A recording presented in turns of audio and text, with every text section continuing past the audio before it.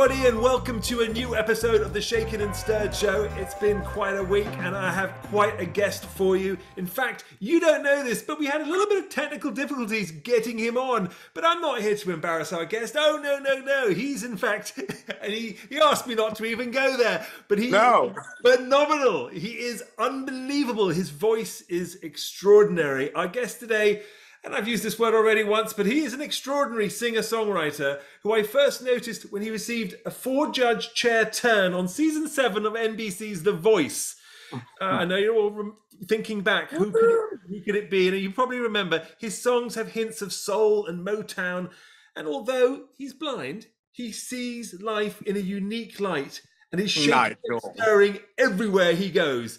Please welcome Blessing Offor. Blessing, how are you, buddy? Nigel, I need you to come up with a better blind pun, please. I know, that is shocking. Not my God. Not my best. Wait. Not my best work, but it's like you are just extraordinary. When I just look at your life and what you've done and what you've achieved, it is bonkers. I want to go there. I want to get into the details and everything. But before we get there, we always do this on the Shaken and Stirred Show. What are you drinking? Spicy margarita. Spicy margarita, a favorite. Is that a favorite of yours?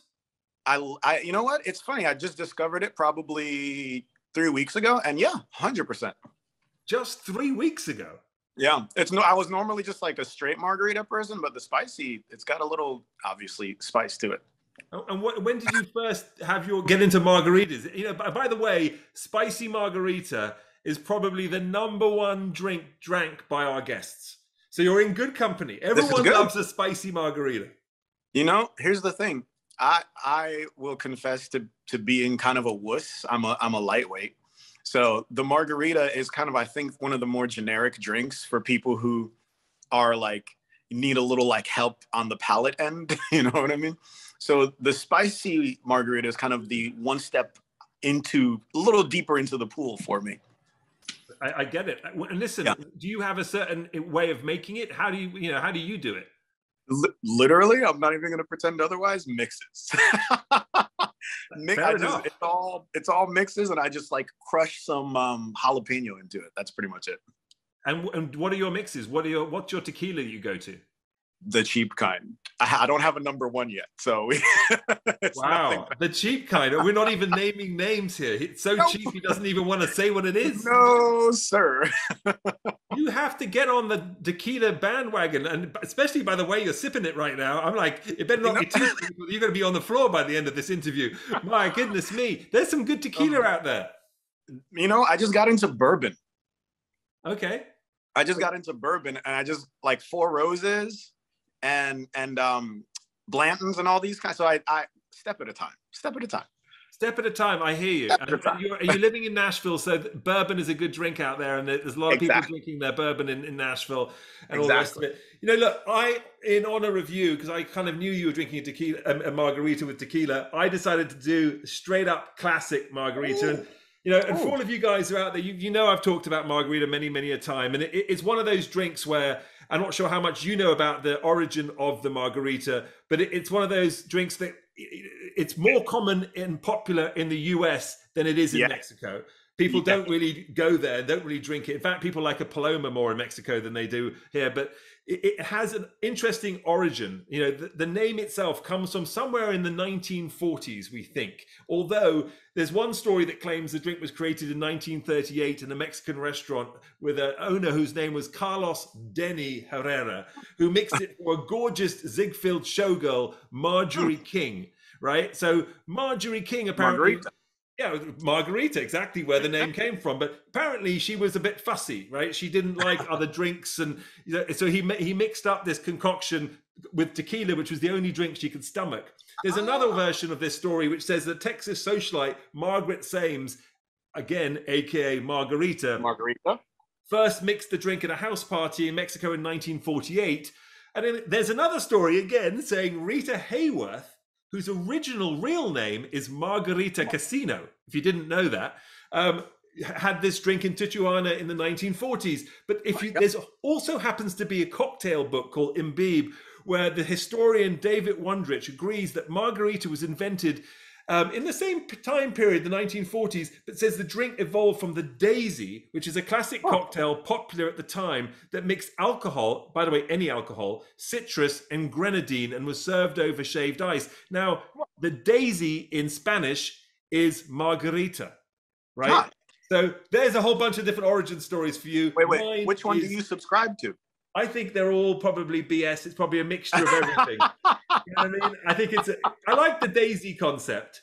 You know, and I like the show. What did you say? The first one? Yeah. The Mexican restaurant, Denny Herrera, the Carlos Denny Herrera, who mixed for a gorgeous Ziegfeld showgirl, Marjorie. I like that. I like that concept.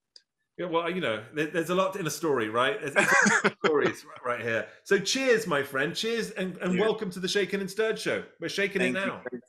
Thank you. Okay, let's get into this because you have an extraordinary story, as I mentioned. I talked about, you know, obviously the voice in your intro, but there's a sort of, you come from Nigeria. Yes, you sir. came over as a kid.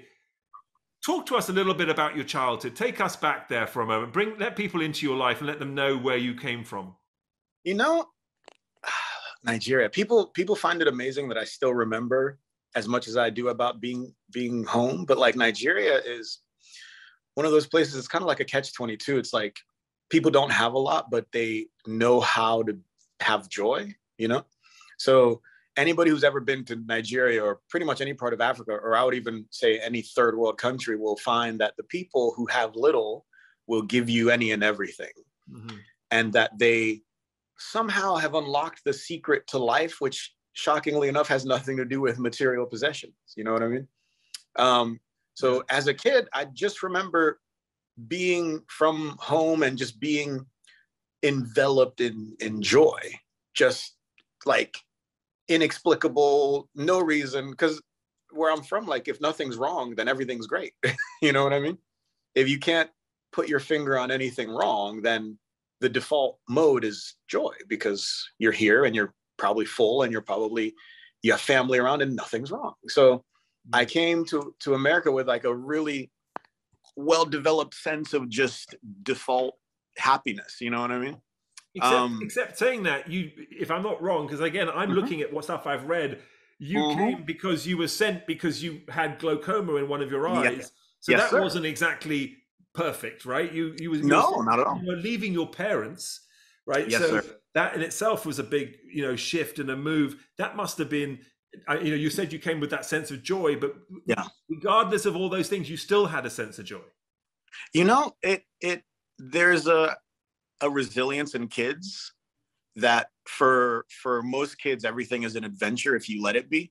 And I can only think back and go, America was just exciting.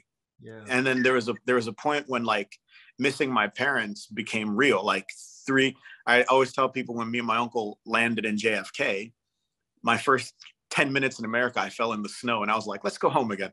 Like I fell in the snow. I was like, snow is way more attractive in pictures than in person.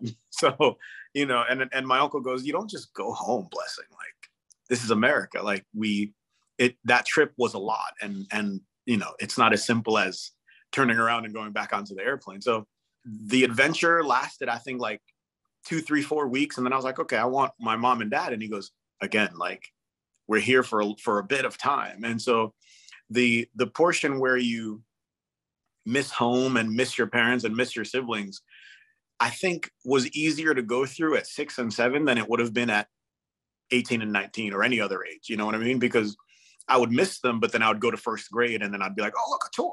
You know what I mean? And then just 6-year-old resilience kicked in, 7, 8-year-old resilience. You know what I mean? So eventually America became home. No, I do understand. Actually, I mean, my only knowledge of that is the fact that I actually went to a boarding school. So exactly. Right, and I went when I was a little older, about 8 years old. Yeah. But I same similar. Your parents drive off and they leave you, and you're screaming, you're crying, you're absolutely horrified. And for the first month, you're probably miserable, and then all of a sudden, that's all you know, and your friends become your brothers and sisters, and you kind of shift. And is that a similar thing that you went through? 100. I mean, your friends and just the newness of everything becomes everything. Yeah. And maybe even at some point you start feeling like, a little bit of independence, you know what I mean? Because it's like, oh wow, I'm on my own, and I don't know, there's I guess adventure is the best word. You know, there's just like a natural adventurousness that kids are inclined to. And so everything new and unfamiliar is an adventure. So yeah, I think that was a huge help for me. Just getting into your story, I'm reading here that it was around age 9 that you had a backyard accident that left you completely blind. And it seems something, this is something that your music is not defined by the fact that you are blind, but your story is extraordinary because of what you've accomplished and everything that you've been through. But you lost this sight in your, say, quote unquote, good eye by someone spraying you with a water gun. Is that? Yes, it was a huge super soaker, and it was literally. I always say to people, I can't stress this enough. A good friend of mine, who I feel no animosity towards whatsoever, and we were playing in the backyard, and he just, as a kid does, he just sprayed a friend. You know what I mean? And it, weirdly enough, it didn't hurt. But you know how when you're going underwater, you can see the water level kind of go over here. So when I went to the doctors the next day, I was like, all day yesterday, I was seeing just this blurriness go over my field of vision in my right eye. And he goes, oh, blessing, you were watching your retina detach. And I was like, oh, that doesn't sound good at all, and it wasn't. So we went and had a bunch of surgery and did all this stuff. And for a while, some of the vision came back, and then like complications from retinal detachment, like scarring in the back of the eye, and the eye was already like stitched together from the glaucoma with different, apparatuses and all this kind of stuff. So the eye it was too much for the thing to take, So a lot of the vision in the right eye, the quote unquote good eye, went because of that accident. Dude, I mean, it's one of those stories which are sort of, I'm a parent myself, and I'm like, oh my God, like you hear that first of all, and you're like, yeah, that's it, I'm getting rid of all the water guns. But then you're like, but the fact that you just said, I have no animosity, that kind of attitude, it seems to be something that, I mean, you even started this whole conversation off with, and I came to America with this, full heart and feeling happy about what I had. It seems to be, this is a way that you lead your life, and I read about it over and over again. I mean, everything from your new album coming out, your new EP. I mean, it just, brighter days and what have you. Talk to us. I mean, so when did you then discover, okay, you're a kid, you're 9 years old, you lose your sight completely. At that point, what? You're sitting at home thinking, what am I going to do next? I can't run around the water gun. Did you find a piano? Or? It's funny because even before that, I had a little toy piano, and I'm sitting at my piano now. Nice. All right, so I had a toy piano, and then as a kid, I would just be like, you know what I mean? I'd be picking out little melodies and all this kind of stuff, and my uncle was like, okay, my uncle, I grew up with him. Yeah. He says he seems to be taking this pretty seriously. So he would take me to piano lessons. And I remember my first couple piano lessons, I learned, you know what I mean? And she taught it to me the correct way, but I played it like this.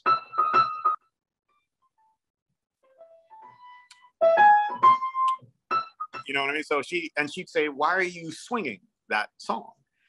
And I would say, I don't know, that's just what I want to do. Instead of, so for the non-musician, swing.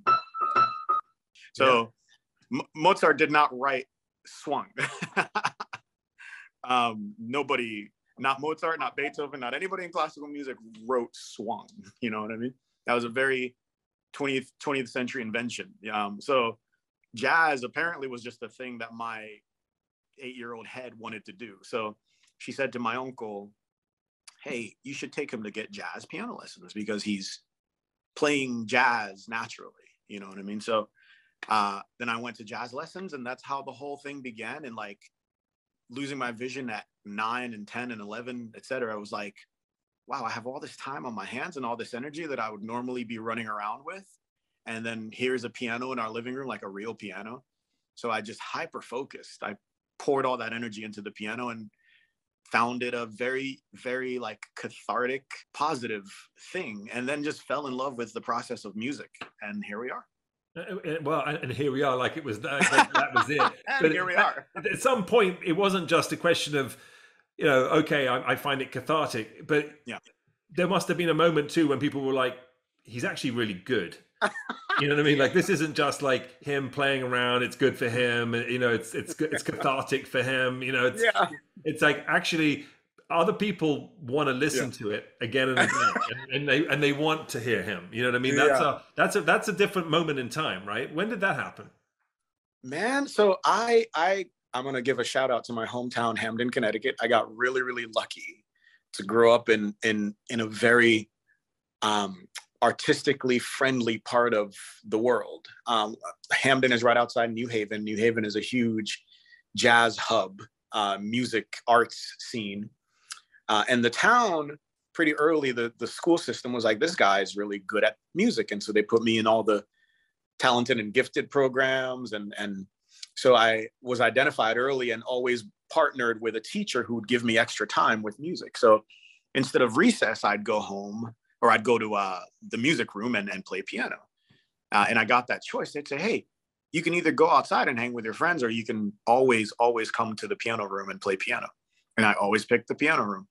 So from 6th grade, when this started, through high school, I always had that as an option. And then in high school, I went to an arts magnet school in New Haven, Connecticut, called ECA, Educational Center for the Arts. And they taught me deeper levels of music than I could have even ever imagined. So I would say there's like a hyper growth point in high school when I did music at my high school and at the magnet school that I went to. Mm-hmm. And then after that, it was just, there's no going back. No, shocking. I mean, it's just one of those things where you just like a light went off in you, and you were like, you know, connecting all the dots with. Yes. Because you're also a songwriter, right? So this is. I do. I am. You're kind of doing it all. You're putting it all together. Was that something that you were doing back then too? Was it just the music?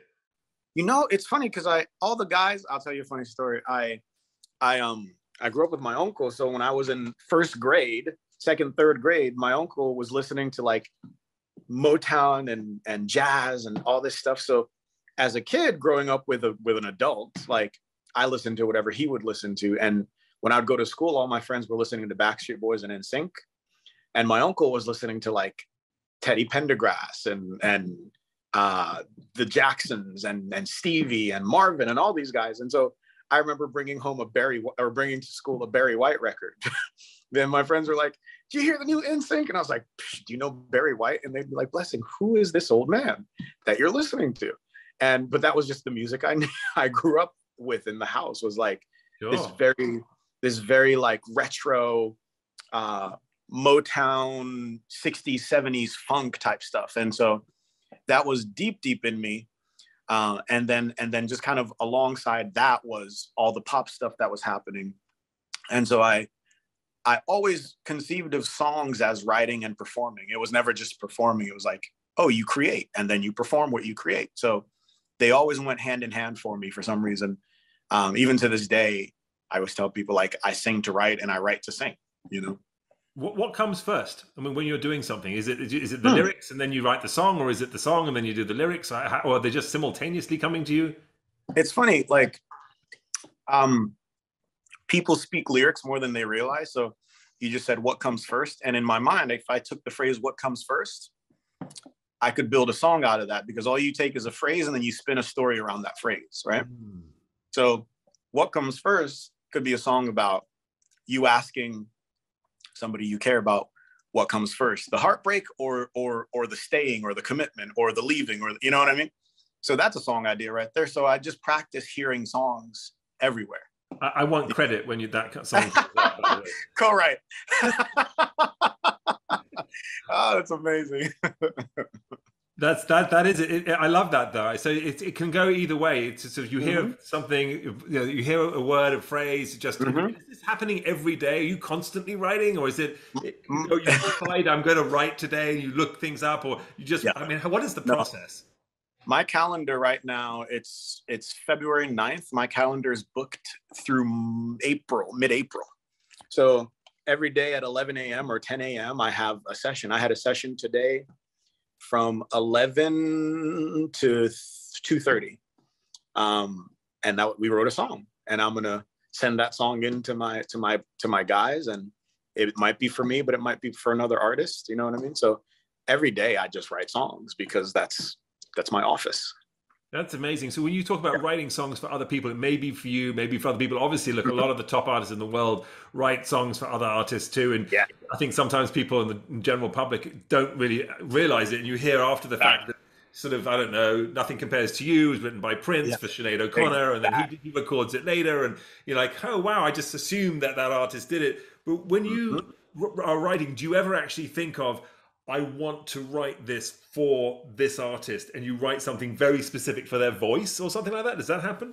You know, it's funny, like the person I was writing with today, her name is Rachel Thibodeau. She's a really wonderful songwriter. I'm in Nashville, so anybody who lives in Nashville will know a song called Good Directions by Luke Bryant, and she wrote that. So her and I, we started on this song, and the idea, or the title I said was, Rachel, I have this idea in my head. It's called Come Around Sundown, right? And there's a jazz song called Round Midnight, right? It's like, it begins to change round midnight, I do pretty well till after sunrise. It's a very famous jazz standard. So that song says round midnight, right? And I was like, man. And then there's a Kings of Leon record called Come Around Sundown. Mm-hmm. But Come Around Sundown is the name of the record and not a song. And I said, man, Come Around Sundown is a really great way to say round midnight. You know what I mean? And round midnight is about being okay in the daytime, but then missing somebody terribly around midnight, right? I do pretty well till after sundown. Supper time, I'm feeling fine, but it all goes around midnight. You know what I mean? Yeah, I love that. So I said to Rachel, what if we wrote a song called Come Around Midnight and use the kind of Come Around Sundown, was what I said to her, and use the round midnight concept. So we wrote a song today where in the verses, it's the daytime and you're doing great. And in the sun, and in the chorus or in the refrain, you say, come around midnight. And then I think our refrain said, you'll find me in pieces. This town ain't never seen nobody as sad, come around midnight, or something like that. You know what I mean? Or come around sundown. So you just take a phrase, you take an idea, and you man, it's in my head, it makes all the sense in the world. It's just what you do. You know, this phrase wraps up like this, and here's the idea. So you come up with that idea, you've got those words now down. Are you already writing the music in your head at the same time? Are you making that jingle too? So with her, I was sitting with my guitar on the couch. So as we were talking it out, we were writing it. It was like, coming from, yeah, it was like, you know, we were playing with the chords and we were doing all the bluesy stuff. You know, it's just kind of all, I don't mean for it to sound like alchemy, but it's a lot of fun, you know? No, it should be alchemy. I mean, I think to the average person, it is alchemy, no matter what you say. I mean, I love it because everyone has their own sort of process, and it's a little different. And I must have interviewed, I don't know, dozens, if not more, musicians, and they all say different things, actually. And the way you've just described it is one of the most personal ways I've ever heard anyone describe it, which I think is fantastic. It's sort of, you really let me in on your process in a way that I've rarely heard. And you know, it's your sort of connection to it. The fact that you're sitting right now with that piano right there, the way you touch it and hit it, it is literally like it's you. It's like Yeah. it is your. It's like somehow. Is that how you feel too when you're writing? How emotional is it for you? You know, after Rachel and I finished that song, we just sat back on the couch and we were like, it feels like a high. It feels like serotonin and dopamine and all these things just, they release in your brain and you feel like you're doing what you're meant to do. I can only imagine, it's not to be cliche, but it must be what flowers feel like when they face the sun. They're just like, oh yeah, this is me. You know what I mean? It's just natural. It's a beautiful thing. You know, you've done a masterclass I see here about Behind the Song series. Is this what you were doing on the masterclass? You were telling people, giving them this? This is it. Yeah, now you got it. we got a masterclass, people, right here, right now. What was that like working with Masterclass? They've done very well for themselves too. Man, you know what it is? It people ask you questions, and my favorite interviews are when I get questions that make me think differently, because I think a lot. I'm a I'm a nerd at heart. Music makes me seem really cool, but I'm not. I love to like soak up information. I love reading and this, that, and the other thing. So my brain can reel off answers really easily, but I love when questions make me like trip me up. And when I did that, they asked me some really, really great questions, like what would you tell somebody doing this, that, and the other. So it was really good to dig deeper than the surface stuff. Explaining songwriting is really beautiful because you could give a cliche answer, but you would feel it. You know what I mean? But I love when I have to explain something in such a way that makes me get out of my like analytical brain and into the passionate side, Well, normally I ask that question and I get an answer which doesn't leave me feeling like I actually have any idea of the process at all. It's sort of, it's like, oh, I feel something, I hear something, I write something down, and then, you don't, and that doesn't leave the listener or anyone who's listening to it realize that, or think, oh, that's how I could now do it. And I always think of my kids. I've got like a 13-year-old daughter and I've got a 16-year-old son, and they've both played musical instruments, and my daughter loves to sing and get involved, and it's how to inspire them and how to take it to that next level. And my son's found art recently, and he's become a sort of an artist, and he's finding a little bit of success with that. And do you feel with yourself like your art form of writing music, is that something which how do you share that with people outside of just writing music and creating it? Do you obviously with master classes and things like that, but are you mentoring people at this stage in your life as well? It's funny, like I was talking to Rachel, and we said Rachel had way more success than me, and she is one of the first, we say, A-list writers to ever let me in a room. And this was right around when The Voice was happening, actually. And I had no credits to my name. I was just kind of, trying to figure out myself. And she's like, yeah, I'll write with you. And those people mean the world because they sign on for it when no one else has, and no one else has any reason to, It was her, and it was a woman named Natalie Hemby, who I wrote a song called Tin Roof with. And Natalie, these are like top of the hill, so to speak. And no matter what I accomplish in my life, when I give credit to the people I need to give credit to, Rachel and Natalie will always be up there because, their cachet, their reputation, their name recognition, they like lent to me to help me up. And so in that same way, whenever I can give someone advice, bring someone into a room, I always try to do the same thing because that's the only way to pay it forward, so to speak. You just mentioned The Voice yourself, and people obviously know that about you, but you just touched on it. But what was that like? Season 7. My career has been in reality television. I'm well aware of a lot of these competition shows, and I understand how that can feel to some extent. But you got I was one of the judges, so I got to sit on the other side. I was the lucky one. You were that contestant. First of all, what made you think, let me go for The Voice? And then what was that moment like? Yeah. It's funny. I had done they call it a cattle call. In 2011, I'd done the go to the stadium and hope for the best thing. And I got through a couple of rounds and they liked me and I liked them. And when I realized it was a year-long process, I was just like, never mind. You know what I mean? Like from first audition to potentially TV is a whole year. Wow. And so they explained that to me. I was like, I'm committed to doing the songwriting artist hustle. And, I don't have a year to spare. Like I need to pay rent. I was living in New York City at the time. And so 3 years later, through a series of events, they approached me again. And again, at this point, I wasn't where I am now, but stuff was happening. And I was like, okay, this is a viable living option. I can do this and feed myself. And I thought The Voice is great exposure. And that was my only thought. Yeah. I write songs and sing. At that point, I did it relatively well, I'd like to think. But I thought nothing would be hurt by being on national television. It only helps. So I did The Voice as a means of furthering my singing songwriting career, if we're all being super honest.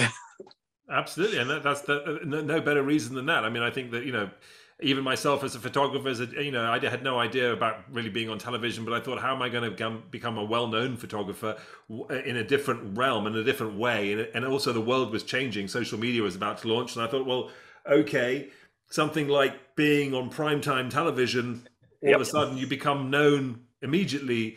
At least your name and who you are becomes known, and then it's up to me to prove myself with my talent after the fact. And you got up there and you had a 4-judge chair turn, right, which is a pretty big deal, and chose to go with Pharrell Williams' team. Yeah. What was that experience like? What was it like working with him? It's funny. The first thing I always say is I give away a little bit of the secret. The BAMs don't happen on stage. So immediately after everybody, the crowd was like, woo. So I was like, okay, something good happened, but what? So Adam goes, you must be really excited. I'm like, for what? And he was like, oh my God, bro, I'm so sorry. You had 4 chair turns. And I was like, so I don't think Adam realized I was blind. And I was just like, and so I'm sure they edited that, because I don't think they want to give away the fun of, the fact that, when you see the show, you hear the bam, bam, bam, but in the shooting, that doesn't happen. You know what I mean? So wow, it was really, really funny, because I think he felt really bad, which I don't care, but that's hilarious. That's funny, because there's so many things that happen on television that the audience sees it as one thing, and it's actually a completely different thing in reality. So then going into it, then was it all that you expected it to be, or obviously it's like it's the past right now, but it's obviously a lot of people are very curious about this world. Yeah, I went into it first and foremost as kind of a professional singer-songwriter already. So I think a lot of people go into it like, I want to show the world that I do this. Whereas I already knew I did that. So I went into it saying, I want to be on TV as long as possible. It was kind of a mercenary approach, so to speak. Like, I know I sing and write songs. After the show is done, I'm going to go back to singing and writing songs. I want to be on TV as long as possible. So I kind of was aware that TV isn't what it looks like. And so I was kind of prepared for all that. There's a moment when Blake Shelton said to me, he's like, well, I've heard of you from Nashville. No one's really worried about you. You'll be fine. You know what I mean? So I feel like there's some aspect of me being on the show where everybody was like, everybody who knew me anyway, they were like, okay, this is blessing. He is on TV to be on TV, but we know what he does. You know what I mean?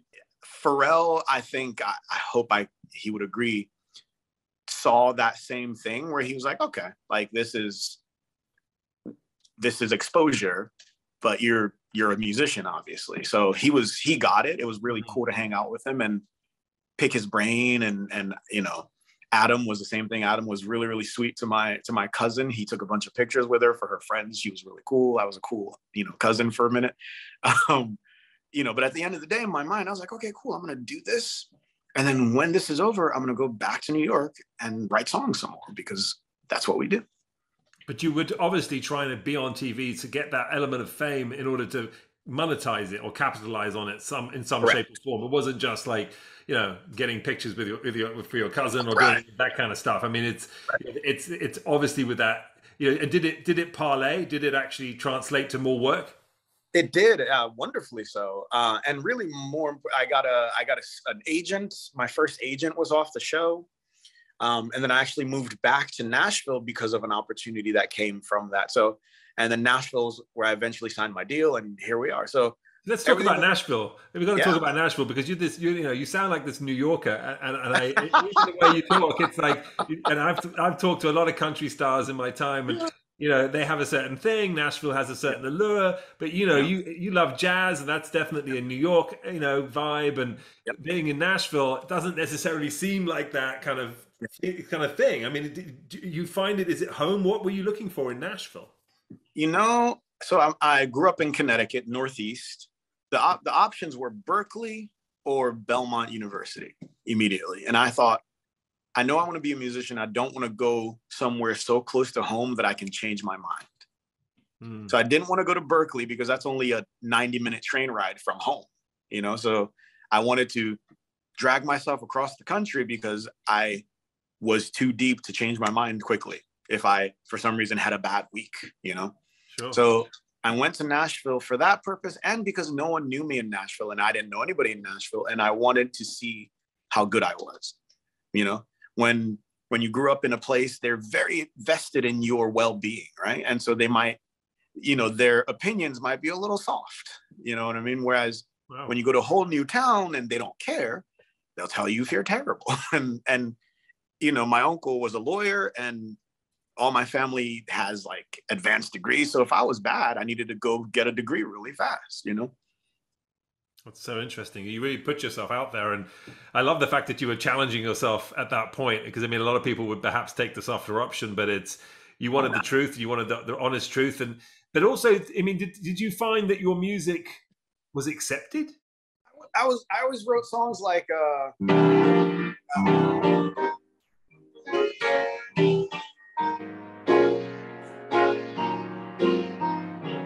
stupid chords, you know what I mean? Chords that like were cool for jazz heads, right? But meant nothing for like the normal person. And when I came to Nashville, I showed them all my chords and they didn't care, you know? And I thought something isn't connecting. But then I would go out and I would listen to guys on guitars playing 1-4-5 chords, and the room would cry. And Nashville did this thing to me where it taught me what songs were versus what jazz was, if that's a crude analogy. But Friends in Low Places or I Always Used to Make You Feel My Love, right? Let's see. When the rain is blowing in your face and the whole world is on your case, I could offer you a warm embrace to make you feel my love, right? That's a phrase. And, you know, he could have gone, when the rain is blowing in, right? But that doesn't do anything, except what he chose to do was like the simplest of the things, just to communicate his melody and his lyrics to you, because he wasn't like, look at all the chords I know, or look at how fancy my melodies were. He was just like, feel this emotion. And as a jazz head, I am so used to making people feel emotions with my chords and my slick melodies that Nashville taught me that words matter more than anything, you know? So Nashville immediately made me simplify everything I'd ever learned. Not to say there wasn't room for it, but like, control is the ability to do just what is needed to accomplish the project, right?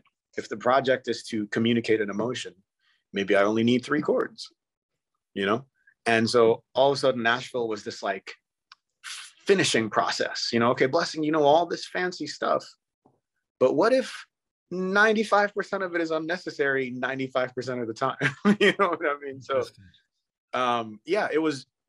Nashville was, and still continues to be, like a really, really wonderful growth place for me. So let's get into Brighter Days. I mean, you've got this new EP that's dropping, and by the way, everyone who's listening, if you're listening on, this is the first day of the release of this podcast, it drops tomorrow. Otherwise, it's out right now. So you're listening to it when this comes out. Brighter Days. Talk to us. It's 6 songs are on this EP? 6 songs. 6 songs on the EP. Man, we wanted to do a really good record for introduction, because honestly, this is the first thing we've put out like on a major label. And so I said, I really want to just introduce people to myself, you know? So that's the goal. Hopefully by the time you finish the EP, you go, oh, I have a way better idea of who Blessing is now. And when it comes down to the whole thing, and I've listened to your songs and I've watched your music videos and things, who is helping you with styling and the what take us to that part of it, because it's a big part of the presentation of a music artist. Nigel, are you implying that I need help with styling? I am not. I just want to know, like, was that something that you would, that was just you, that you were like, this is how I'm going to rock this look in this video? I mean, you know, there's a lot that goes into this. Come on now. No, I have a really great stylist. She's awesome. No, none of that was just me. Credit to the entire team. Her name is MJ. She's really, really just great. Yeah, I know that's funny. It sounds funny, but some artists are uniquely have their own style and have their own vibe, and and they were always like that. They were whatever they were. They've been doing it since high school or whatever it is, and they've kind of got there. Others are like I'm not saying that you're necessarily like this, but I have met plenty of artists who literally haven't got a clue about how they're going to dress, and then a stylist dresses them, and they come out, and it's like. And that's how they're seen. That's their public persona, because every time they go out or they go on stage, there's a team. But when they go home, they're in sweats. You know what I mean? It's not them. I'm. You know what? I'm not gonna lie. I'm kind of in between. I love sweats. I'm in sweats right now, to be honest. So but me and the stylist and everybody, we kind of got together, and they're like, Blessing, who do you look up to? And the good thing about having seen for such a long time and still having like a little tiny vision in my right, you can say to me, do you want to wear orange and brown? And I'd be like, no, I don't. You know what I mean? So there was I could say to somebody, oh, okay, let's go for this, Marvin Gaye-ish, a casually, carelessly elegant vibe. You know what I mean? Like, that's what we want to go for. We're not trying to be on the runway every 2 seconds, but we want to look like we put some effort into it. But also we're here to be comfortable and make people comfortable. So, the style is a solid collaboration between me and a really, really wonderful stylist. So if it approves, if it meets with your approval, then that's what happened. I thought you rocked it. You looked amazing. That's why I was like, when I saw it too, I'm like, oh, the guy looks amazing. I mean, everything, the whole presentation, guys. When you see the Brighter Days, the video, the cover art, everything, it looks sensational. I mean, it really is fantastic. So congratulations on it. Talk to me about Brighter Days, the song. Where does it come from? Credit to Sam Ellis, wonderful co-writer and producer.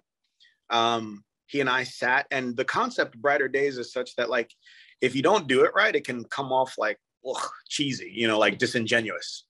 So we said, if the end result is going to be, I know there's going to be some brighter days, we have to give people a contrast to that saying, to make that saying not feel gross and not feel canned or disingenuous, for lack of a better word. So, I was like, dude, let's really dig into these verses and say something worth saying. Ashes fall from burning dreams is a harsh opening line. You know what I mean? Yeah. I never lived through times like these. If you're trying hard to breathe in the dark, I know there's going to be some brighter days. When we wrote those lines, the chorus felt good to sing, contrasted to the kind of the realness of the verses, and that's kind of my thing. Is if you hang out with me for any kind of length of time, you'll realize that I can talk to you about some hard stuff, and my joy, my happiness is not a pie in the sky kind of thing. It's like it's been forged through some fire. So the realness of that, I think, hopefully translates, because it's not a warm, fluffy, meaningless thing. It's a real thing, I love it. It's a great song. Look, before we let you go, we've got something on this show called Last Orders. You've been holding his camera up, people. So if you're not watching this, which by the way, you can watch our show on YouTube, on Shaken and Stern, you can see just how great job he's actually doing with this. Amazing how you being as steady as you are. Your arm muscles are quite well developed in your shoulders. I'm impressed. It's a workout, you guys. It is a workout being on the Shaken and Stirred show, but he's got his other hand, and that's like the never-ending drink, is all I can tell, because you keep on sipping on it, and I don't understand how it's still going. But listen, let me get to it. If you could drink any cocktail from any movie or television show with a character from that show, what and who would it be? This is going to sound... I grew up on The Simpsons, so I would just drink a beer with Homer Simpson. I love it. I bet you've never heard that before. I've never heard that before. No one's ever answered I would that drink one. a beer. I would drink a beer with Homer Simpson. That's it. Oh my God, that's brilliant. All right, who would play you if you had to do the movie of your life? Who would you like to have play you? I'm gonna say Denzel Washington's son. I forgot his name, but he's getting like a little buzz right now. So I'm gonna pick him, just sheer vanity. There you go. I like that. And I like it. You're a little mercenary. It's all good. Fantasy dinner party. 3 guests. Could be dead or alive. Who would they be? Churchill, Abraham Lincoln, James Baldwin. Wow. Okay. That's a really And you said Churchill was the first one, right? Winston Churchill. Yep. Why Winston Churchill? I'm a history nerd, like obsessed. World War II, like World War I, World War II, the causes, etc., Versailles Treaty, all this kind of stuff. I can't tell you how many books on my phone right now about that subject that I read through on a daily, weekly, monthly basis. So I think Churchill's utterly fascinating. Do you have a favorite quote from Churchill? What's that speech he gave where it's like, we'll fight him on the beaches and on the, he does that whole list of things. I'm really bad at that. But that guy, like if there was ever a man meets the moment, can you imagine the world minus Churchill? No, I agree. Yeah. I agree. Yeah, he's a legend in his own time for sure. He's, Oh, no, wait. He said, I'm not the lion. I'm just happy to give the roar. Yeah. You remember that quote? And I thought that was... There's so many quotes. I grew up at school with all the different quotes that he had. Yeah. And there's, just some extraordinary. One of my favorite ones is when Nancy Astor basically was talking to him and in government. She was the first female politician. And, she looked at him and she said to him, Churchill, you're a disgrace. You're drunk. Yep. I know what you're going to say. And he turned around and said, I might be drunk, but you're ugly. And in the morning, I'll be sober. There's a shaken and stirred version for you with a cocktail. Oh my God. A classic one from him. All right, so talking about that, go-to drinking song. You've got to have one. Friends in Low Places. There you go. Okay. Yep, Friends in Low Places. Perfect addition. And the final question, shaken or stirred? Shaken. And why are we shaken? I mean, stirred is just so, I don't know, boring. I want shaken. That's all I need. Shaking it up right here. Blessing offer. May brighter days. It was released on February 25th. Yes. So check it out. Where can people get it? Just everywhere and anywhere? Literally everywhere and anywhere. Follow me on all the socials. Blessing offer music. It's either one of those two. Nigel, thank you for having me. I really appreciate it. No, it's been a real pleasure, mate. A real pleasure. Despite our technical difficulties at the very beginning, which, in this digital world we live in, it's not a shocker. Yeah. But sir, it is not. You are an amazing man. It's a real pleasure to get to know you. I'm so impressed just with everything you've achieved. But the thing I like about you the most is just you're so down to earth, straightforward, and kind. And I love that. So cheers. Mutual, sir. Cheers. Oh, wait. Cheers properly. There you go. Boom. Cheers, my friend. All the best. Good luck with everything, and I will be watching. Have a good day, my friend. Take care. Bye. Thank you very much for listening. That is Shaken and Stirred. We will be back next week with another podcast and another fantastic guest. And stay safe. This podcast was produced and edited by Embassy Road.